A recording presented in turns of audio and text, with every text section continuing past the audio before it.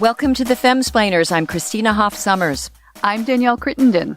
And today we're going to interview the legendary Tina Brown of Vanity Fair fame. Well, she's come out very recently with a memoir of her years where she really reinvented Vanity Fair, called the Vanity Fair Diaries. But she's also just one of those people who has, as the memoir shows, just been at the center of power and fame.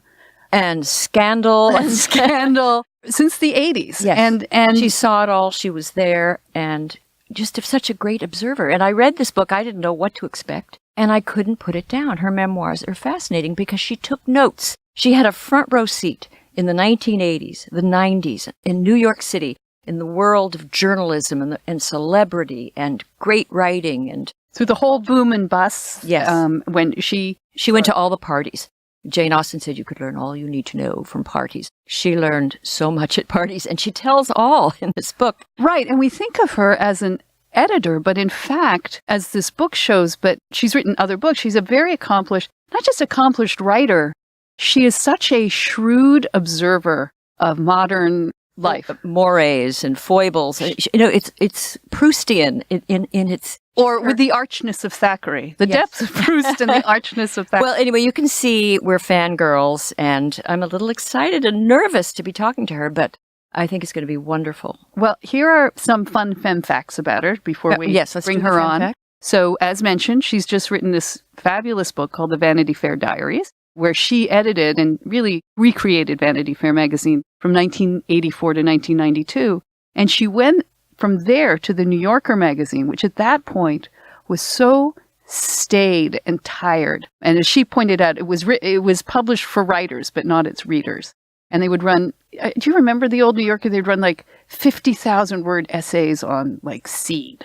And you wouldn't know who wrote them. And you wouldn't know who wrote them. So you didn't want to know. You didn't want to sit next to that guy at a dinner party. But what she did there was also incredible. Then she created Talk Magazine and Talk Media with Miramax in 1999. With Harvey Weinstein. We'll have to ask her about that. Oh, we are so going to ask her about that. Although I did say to, I think it was The Guardian, she was asked about it, and she said, what is it about old men and bathrobes? So I don't know how closely she worked with Harvey. Let's hope not too closely, but we'll find out. And then she founded the Daily Beast in 2008. So she went from the medium of magazines without missing a beat to the medium, of the internet. Well, we also have to ask her about Oxford University, where she was a young writer and star and who dated, I don't know, Martin Amis, and she knew Christopher Hitchens. And back in the very old days. Yeah. And then she married a man somewhat older than herself, Harry Evans, who he was a legend at the time. Inappropriately older. Oh, look who's talking. Yeah. Look who's talking, Christina. You better an old man's darling than a young man's slave, my grandmother told me. But he also, they came to America, and we'll talk about that, but he founded the modern Condé Nast Traveler, just like along the way while he happened to be here. And also a great, heroic investigative reporter who broke the story about thalidomide, right? This drug that was creating birth defects, and there'd been a cover-up, and he's a fantastic journalist, and they've both been knighted. Although I don't know if you call she's been knighted too. Yeah, she's a proper lady. I thought she was a lady because she was married to a knight. No, oh my she goodness. got her own. It's called CBE, Commander of the Order of the British Empire, in 2000. So we should actually call her Lady Evans. Lady Evans, and she did all of this while having 2 kids and a wonderful marriage, and one of the children has Asperger's. Asperger's. So that was, she managed it all. She has it all, has done it all, and it shouldn't be possible. We'll have to find out her secret. All right, let's bring her on.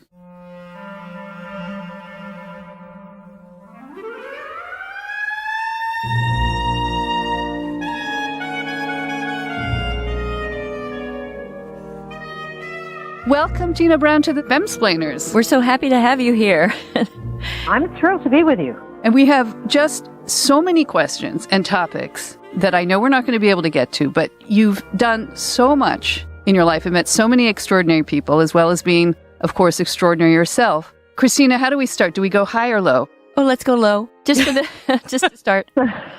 So, Lord Byron was famously called mad, bad, and dangerous to know, and you said people perceive you as flashy, fast, and scandalous, which sounds so great to me, but How do you feel about that? I feel rather old, actually, when I think that anybody then could be thinking me as flashy, fabulous, and scandalous or whatever. I wish they thought about me that now. They probably think, boring, Oh, you couldn't be No. boring. Oh, no, the invisible years. Oh, to be flashy. Right, exactly. Oh, to be flashy. I wish that I could be seen as this hot, meretricious, creature. It would be so great. Well, in your book, there are many, many men who seem to find you and have found you over the years very beguiling and flashy. So, and including some who are now in a little bit of trouble for that, which we can get to. We'll get to them. Where do we start? 80s parties? Well, I have a question just by way of background, because this is what we didn't talk about in the introduction. You came to New York after successfully reinventing Tatler magazine in London when you were the wise, experienced age of 25. And then you married Harry Evans, who was already a legendary newspaper editor at the time, also somewhat your senior.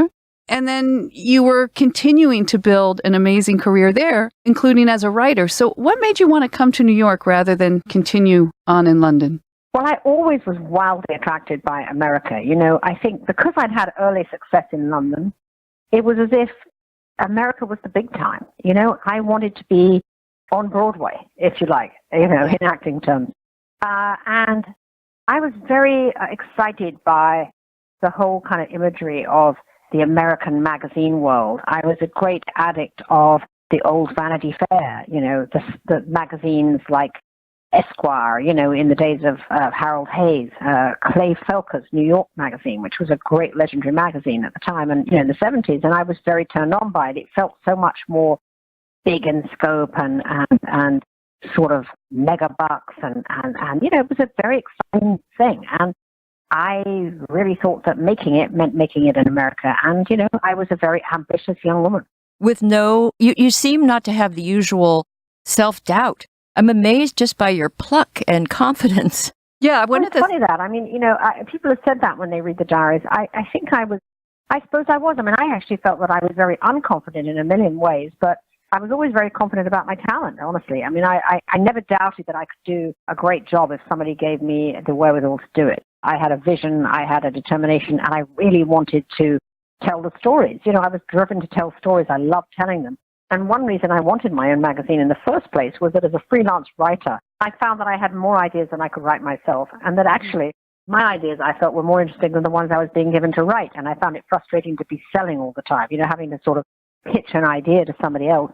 Right. I began to think how great it would be if I didn't have to pitch somebody else, that I could just simply do the stories that I thought were worth doing. And, I didn't really care how I did that, a small, big, large, whether it was, what kind of thing it was. But I felt an increasing sort of lust to have my own arena in which to play. When the Tatler came along, it was a kind of failing shiny sheet with a staff of about 7 or 8. And, it really wasn't much, but it was my show, and what I wanted was my show. And it was enormous fun to have a show to run. And as soon as I started doing that, I found I was actually good at that. And I knew where to find and how to find talent. And I have always been able to build teams everywhere I've gone. And I feel proud because everything I've built has kind of lasted. I feel that if you come on and you change something and you hire people and then it collapses when you leave, you weren't such a success. I'm very proud that, both Tatler, Vanity Fair, The New Yorker, Daily Beast, all kind of stayed very successful with the people that I hired. And, and even the things that didn't work, like Talk Magazine, it was incredible staff, and they went off and did great things elsewhere. And the Daily Beast, had an amazing team. In fact, they all blur in my mind because I've worked in so many places, and some of them have overlapped too. So it's a great group of people everywhere I've gone. I think one of the things you brought to the United States, I'm from Canada, as I think you know, and so we grew up very much with that British tabloid high-low mix, as they call it, and something that wasn't familiar to Americans. And you brought that to Vanity Fair, and that's how you reinvented it. Talk a little bit about that. Well, I'm a great fan of that.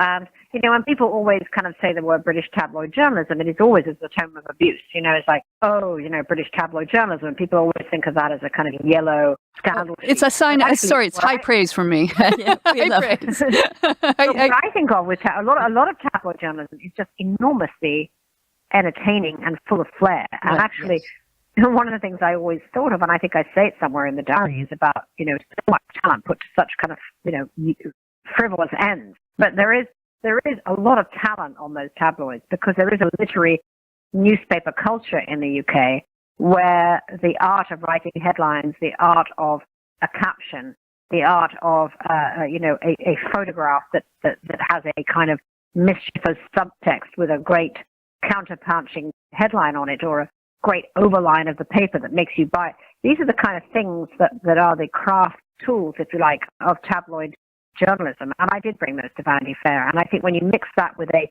high content or a more upscale content, that combination of upscale and tabloid is actually very, very effective. And when I founded the Daily Beast digital, site, news site, my actual goal was to create, in a sense, a digital red top, as those tabloids used to be called, which would have all the kind of flair and energy and sort of delinquent sort of pitch, if you like, of a tabloid, but at the same time had very sort of a lot of highbrow, smart writing that went with it. And it's a kind of wonderful combination, actually. And am I right, though, that this was a fairly new concept for Americans? That it was familiar? I think it was a concept that was not familiar to Americans. I mean, I think, there's been plenty of flair in American journalism, of course, and at the time that I arrived, actually, the Washington Post style section was particularly good at that, and I think, had its own particular flavor. But I think the high-low concept is very much a European concept, not necessarily as British, actually, because I think the French and Italian magazines and newspapers do have that a bit. And actually, when I founded Talk magazine, you see how many things I've done. When I founded Talk magazine, my concept was to do a European news magazine that combined that tabloid European approach with glossy magazine journalism. So I've always been a big fan of that strand. Now, to talk about the memoirs, what the parts, I liked so much of it, but particularly your descriptions of parties. These parties in the 80s, in this Gilded Age in New York City, and you didn't drink. How did you, what was so that made you a very sober observer. It was of course, there were two things. First of all, yes, true, I don't drink, and I never did, and I'm sure if I had drunk, I would not have been talking to you about the Vanity Fair Diaries. There was also the thing that I came with that beady eye of the outsider. Here I am, I arrived from London, used to a very different scale and a different kind of society, and I'm plunged into this very sort of hectic, acquisitive, animal spirits of Wall Street moment when dinner parties were the sort of flavor of the whole tempo of the times. I mean, it's really incredible to me that people would be giving sit-down dinner parties for 30 in black tie in their apartments. And they did it all the time, actually. They didn't do it in London. Night after night. You could have spent every night of the week in black tie in somebody's apartment in Park Avenue, dressed to the teeth in your Christian Lacroix poof dress with red nails, having all of these events. And I mean, that is something that is really gone. I mean, yes, I'm sure there are madly acquisitive dinner parties in some part of town where I don't want to necessarily be. But, it is a different thing. And I think some of it was about still the ascendance of the hostess, which there really isn't anymore. I mean, I think because now all women really work. And even rich women want to have a vanity entrepreneurial career or be designing bags like Ivana Trump. So there is a sense that kind of thing of a woman spends a day planning an amazing dinner party with place cards is kind of gone. But you wrote about this. One of your best descriptions is about a 1980s trophy wife who is trying to do that career and also running this incredible social life. And you wrote taking French lessons and piano lessons and the cordon bleu taster menus. And then she has to go to house parties on the weekend. And you said, no wonder she looks like a zombie. So are you saying that the New York of today, they've just given that up? They're just going to the designing bags and not trying to do everything else? Yeah, I think that stressed out social life where everybody's dressed to the teeth and there's a competition for dinners with 5 different wines and all that is definitely, I think mostly gone. I mean, I do occasionally see it, but it really was also the era of Ivana Trump, don't forget. I mean, Pat Buckley in the Diaries tells that wonderful story to me over dinner that she's invited by Ivana Trump to stay at Mar-a-Lago for the weekend for a, quote, spa weekend. And Pat Buckley is put in the Conquistador suite. And she cannot, it's so big and so enormous and so grand, she can't find her way back to the dinner. So she spends the entire night blundering around Mar-a-Lago trying to find her way back into this dinner for Ivana Trump. And when she finally finds the dinner party, she finds that far from being as she is, dressed in a bandana and a linen dress for like the spa weekend, all of these women are sitting there, in in taffeta ball gowns with diamonds and their hair all coiffed and red nails and the high heels and the whole thing. And she's blown away because she thought it was going to be a spa weekend. And I think it's very funny, but that's very much the kind of stuff that was going on. Can we talk about some of the people that you met then and are still familiar today, but like Jackie Kennedy? Jackie Kennedy. You had a story about Jackie Kennedy giving you the most elegant shiv at a dinner party. At your own dinner party, in your own house, you were shivved. Indeed. I mean, well, Jackie, we covered Jackie, which of course she didn't like, and did a cover story which we called Jackie Yo, which I'm sure she found. Is her rap name?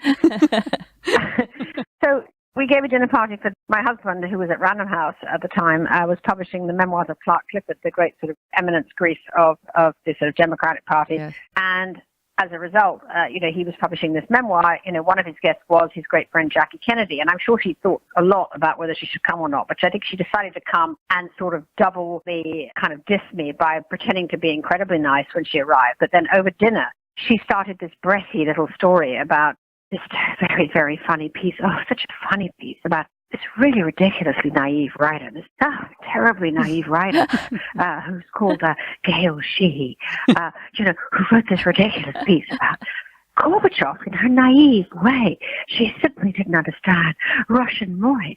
And she went on like this. Oh, and of course, she knew perfectly well that this book that was being written about was actually a Vanity Fair story that had ended up as a book, and Gail Sheehy was my writer. And basically she was saying, I'm going to sit here and dish this to you because I know that Gail's your writer. I'm going to let you know what I really think. She was sort of looking at me sideways in this way that she knew that I knew. It was just a great little Jane Austen moment. Anna Wintour. So you, throughout the book, were extremely impressed with her, and, nothing like the Devils Wear Prada moment with you. And in fact, you have this wonderful description about her when she came to Condé Nast. I guess she'd been in London, and then she came over to Condé Nast and was positioned to take over Vogue. And you describe her as, her presence upstairs is like a sleek-haired racehorse pawing the other side of the fence.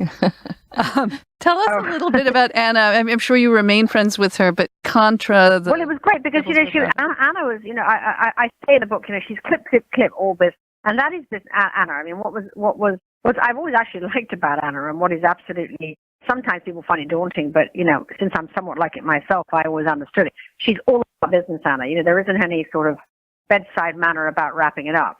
She says what she wants to say, and, it's in and it's out, and it's like, this is what I'm doing. And there's a great moment when she calls me up and she says, oh, Tina, by the way, I'm taking Andrew Lynn Talley to be my fashion editor. He's my fashion editor, all right? I mean, but you won't mind, of course. She does. She does the right thing, and says that she lets me know, which was very courteous. She didn't have to let me know, but she's also letting me know that it was a done deal, and that was it. And it wasn't like, look, I know this is unfortunate that you probably value him, but nonetheless, it was like, oh, by the way, and it's okay. It was. I got Anna, and actually we coexisted in a very sort of we shared much more than we didn't in that we were both pregnant at the same time. I remember being in the elevator when we were both 7 months pregnant. And I'm looking at her in this beautiful beanpole in a with a tiny little kind of boa hat bulge in a Chanel jacket. And I'm standing there feeling like an absolutely huge elephantine, barrage balloon. And I'm thinking, how do I not look like that pregnant? How do I get to have that tiny little bulge and we're both the same amount pregnant? Well, I was thinking that of both of you, but mainly you. I mean, you go to all these parties and you don't seem to gain weight. And then you have 2 children and this high-octane career, and people say, oh, you can't do it all. You did it all. Advice? We have a lot of young women listeners. Well, one of the things I learned is that there is no magic bullet and there is no rosebud. You have to just make it up as you go along. And what you see in the Vanity Fair Diaries sort of backstage is this constant improvisation and constant sort of self-castigation about, am I being a good mother, a bad mother? How do I get out of doing this? Because all I really want to do is to be with my child. Then I'm with my child, and I'm kind of thinking, why didn't I do this? Instead, it's this endless self-doubt one goes through as a working mother, of always feeling somehow the world is sort of wrong footing whatever choice you make at every time. And yet, at the same time, I do manage to kind of somehow cram it all in. At one point, actually, I ran into somebody and asked them who had children like I did. I was always asking women who worked to give me the solution, because I always thought there was one woman somewhere who had the answer. It was like some kind of magic spell. Somebody would be able to turn around and say, this is how you do it. So I asked this woman who's a publisher, I said, you've got 2 kids and you've run a publishing house. I'm like, how do you do it? And she looked at me and she said, I was tired for 18 years. And I said, well, there you go. It's exactly right. I mean, you just sort of crash on and crash through the barriers, and you wind up and suddenly you turn around and you're like 49 and somehow your children are on the way to college. But, I know, and then you can go to a movie. Please join the Femsplainers. Yes, subscribe to us on Apple Podcasts, Google Play, or your favorite podcast hangout. And follow us on Instagram at the Femsplainer Podcast. And find the Femsplainers on Facebook and Twitter at Femsplainers. And learn all about us at femsplainers.com. Thank you. Yeah, Femsplainer.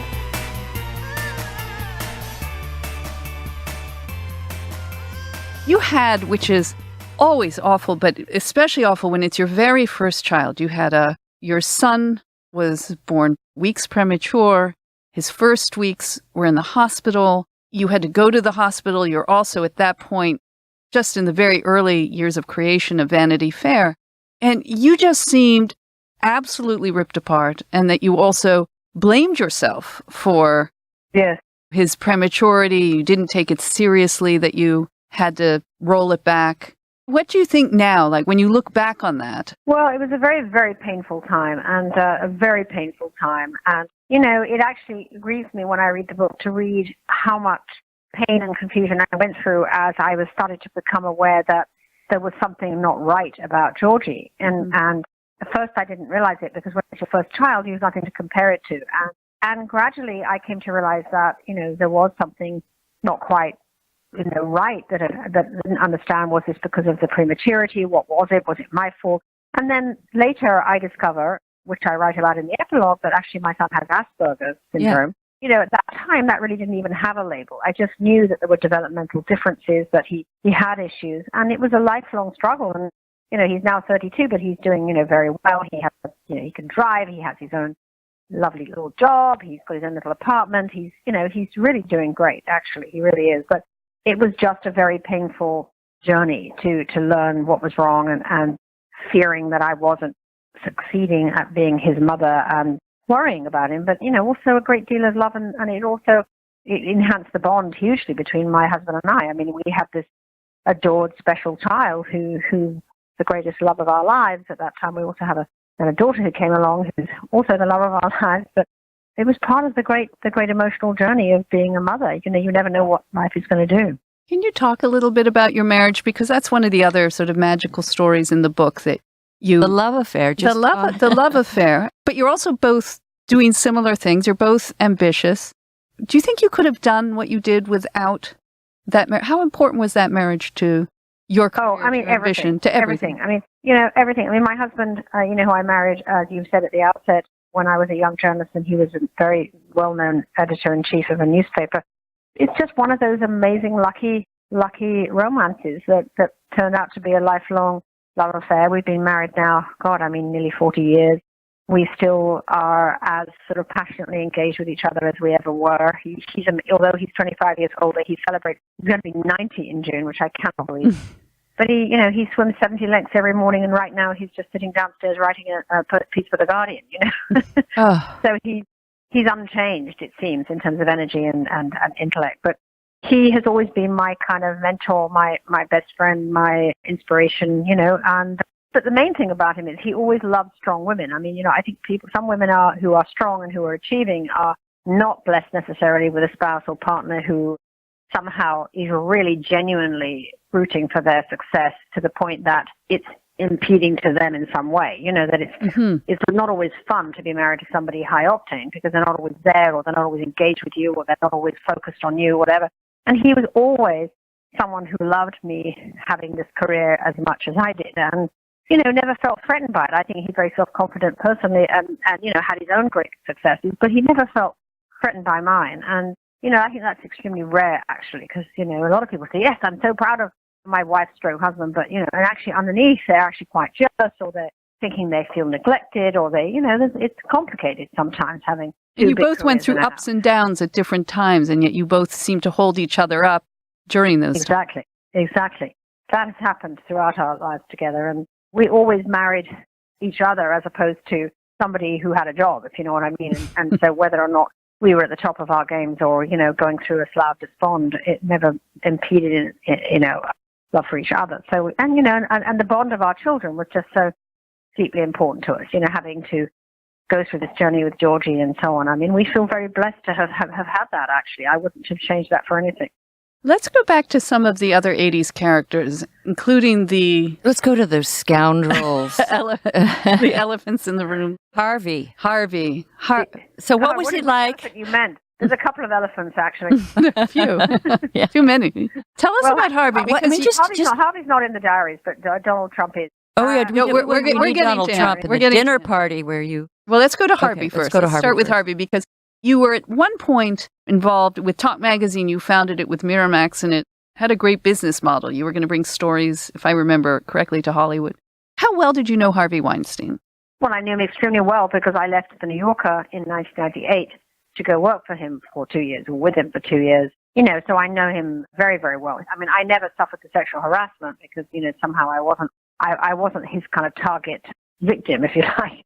Was he fun to talk to or hang out with? He was a monster. He was a monstrous person to work with. And, really, yeah. And a Jekyll and Hyde in that, so charming when he's romancing you to come. And as soon as that contract is signed, you see the very ugly dark side. And, it was it was certainly the hardest professional experience I've ever been through. In what way? Because he was a tremendously destabilizing force because he was such a bully. A bully. And in fact, when I listened to that FBI sting tape that was made by Ambra Gutierrez-Battilana, who did the sting tape with the FBI, for the FBI, and I hear that voice, bullying, wheedling, manipulating, sort of chivying, threatening.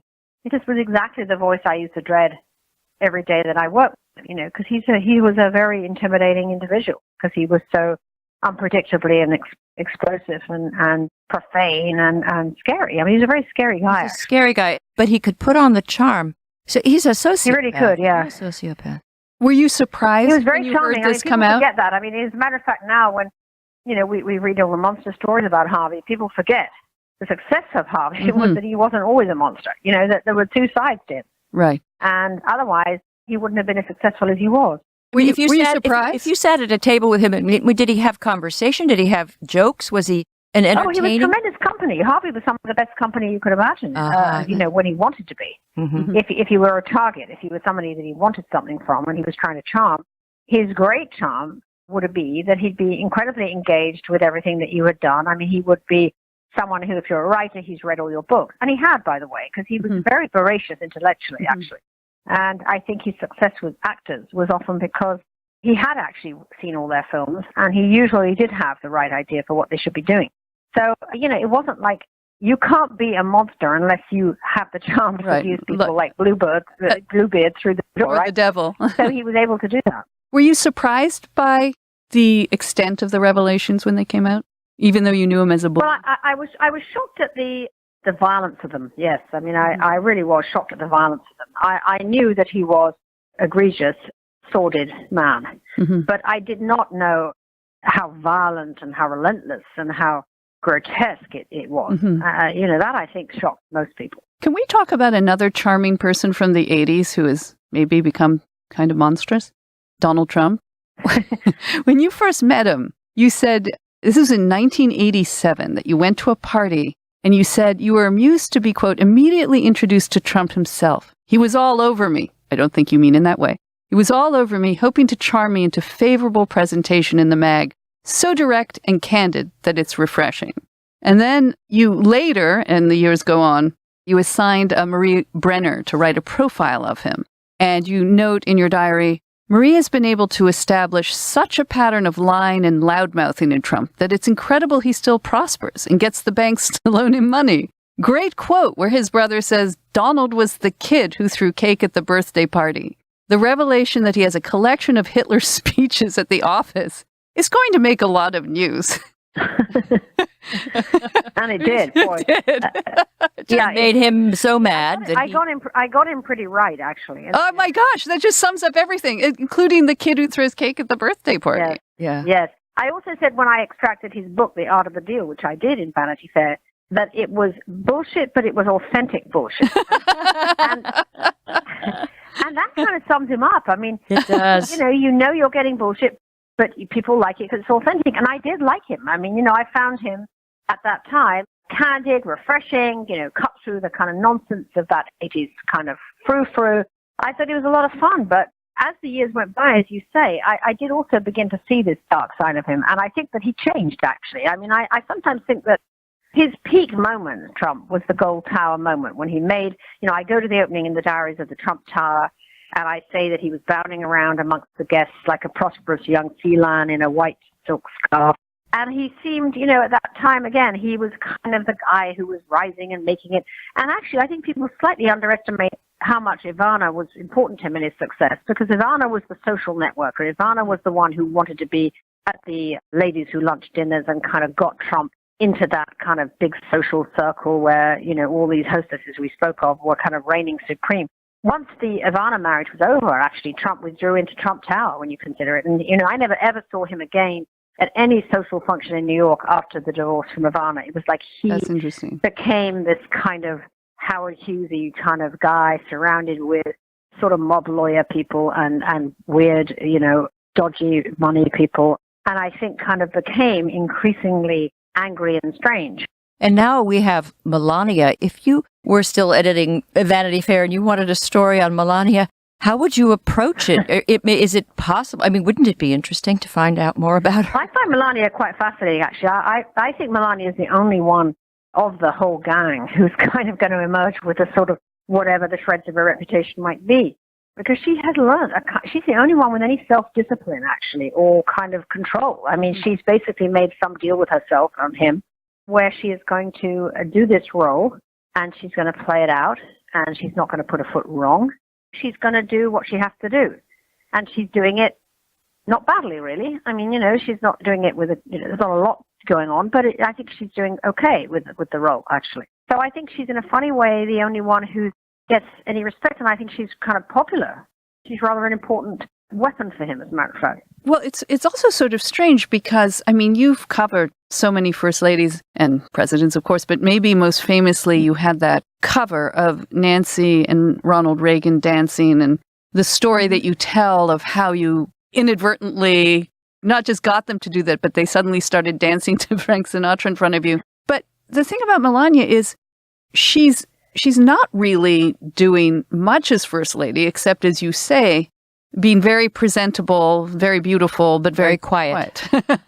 Yeah, and very reserved, and she's not getting drawn into anything. But she doesn't do stuff either. Like, you don't see that kind of engagement. She doesn't do stuff, but just not doing stuff is really a blessed respite compared to everybody else, right? I mean, everybody else around him is spinning like dervishes, getting drawn into scandals, tweeting insanely. Look at Anthony Scaramucci. That was a wonderful turn that should have been done as a kind of, I'd like to see Anthony, the musical, Anthony Scaramucci on ice. I mean, he entered stage left juggling on point, and then he crosses the stage in a blaze of music and dancing and then disappears off the cliff.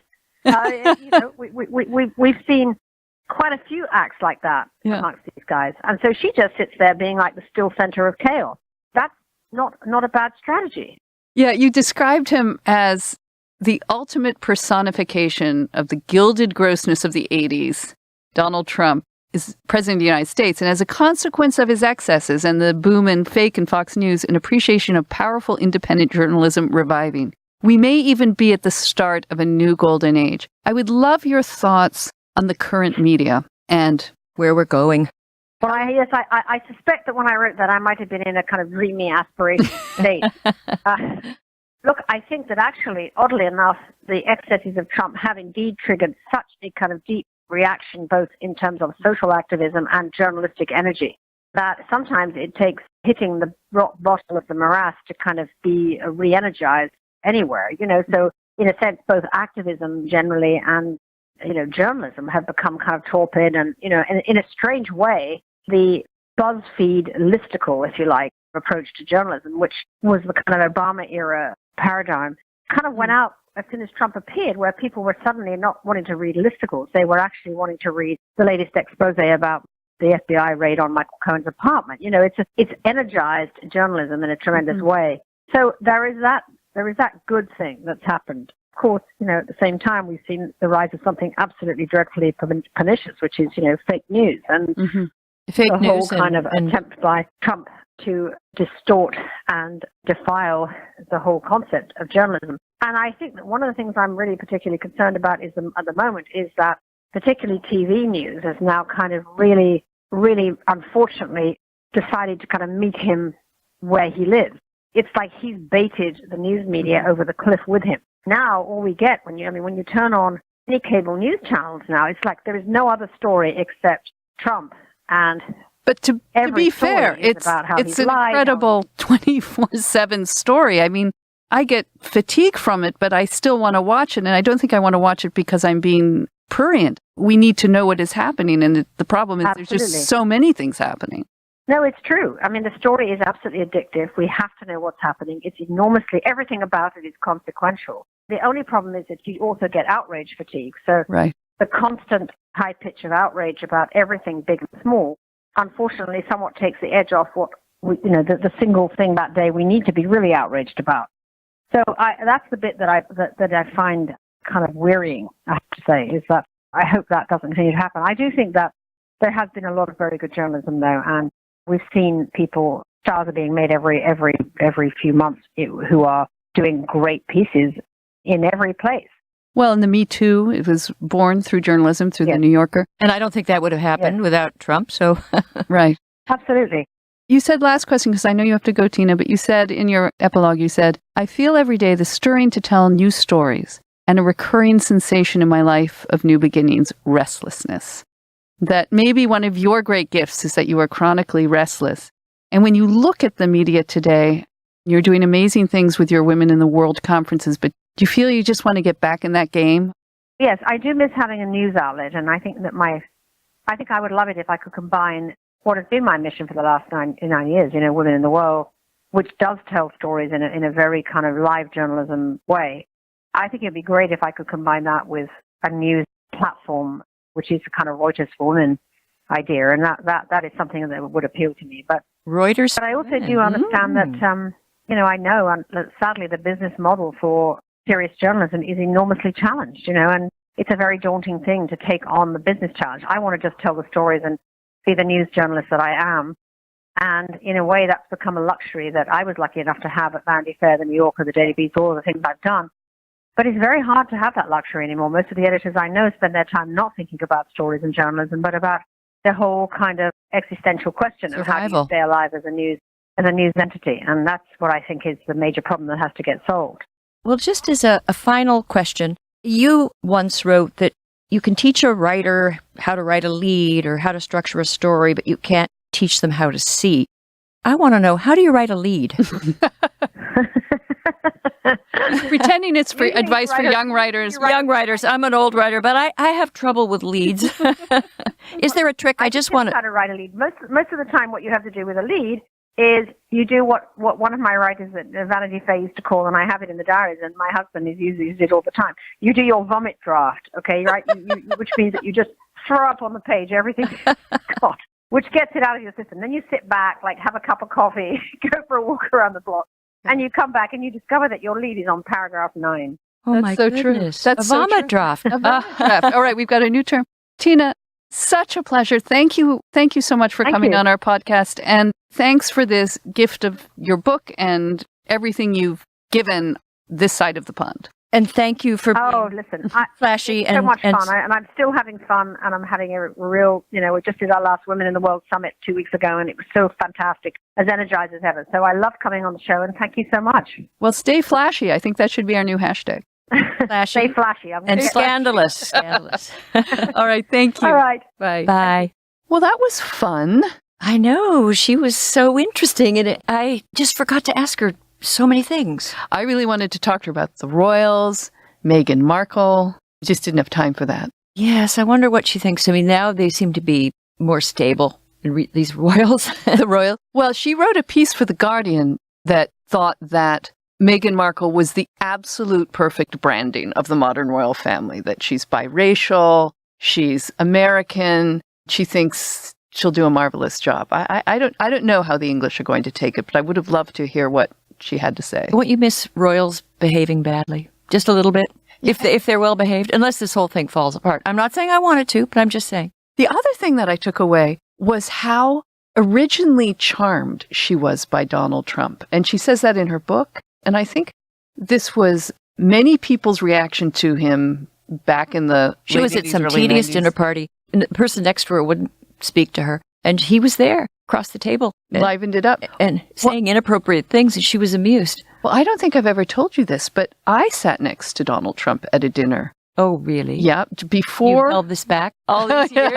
I did. What happened? Well, it was at... Oh, do you have one of these agreements? A non-disclosure? Gosh, mine would be worth so little if there was a... I can disclose all I know, which is I found this was at a birthday party for friends of ours in New York, and Tina Brown was actually at our table. She was a mutual friend. And I got to the table ahead, and this was before The Apprentice, so he was still that kind of New York character, but he wasn't yet Donald Trump, The Apprentice, let alone president. But got to the table, I saw that his place card was next to mine, and I just about died because I thought, oh my gosh. What am I going to say? What am I going to say? What am I going to do? And just as I was contemplating switching around the place cards, he comes in, and he sits down, and I sit down, and he was hilarious. He was the most entertaining dinner party. And we talked. On my other side was this incredibly old billionaire who eventually went to prison. Okay.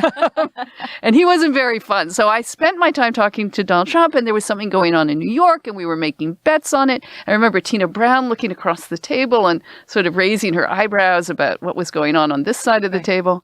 And then, years later, I look back on it and everything now we know that has happened. And I feel a little hurt and insulted because I must be the only woman in America he didn't make a pass at. We need a why not me hashtag. I know. It's like, what am I, Donald? For? Yeah. No, it never happened. I hear these stories and I say, well, that never happened to me. I know. Well, I know. Well, that was a lot of fun. She doesn't drink, so we can't have I don't want a mocktail. I don't want to have a Shirley Temple. So a Roy Rogers, a Shirley Rogers. Why don't we come up with a drink from the 80s, like a Blue Lagoon? Ooh, a Blue Lagoon. Those electric blue drinks. Yeah, let's do that. All right. To the 80s. To the 80s.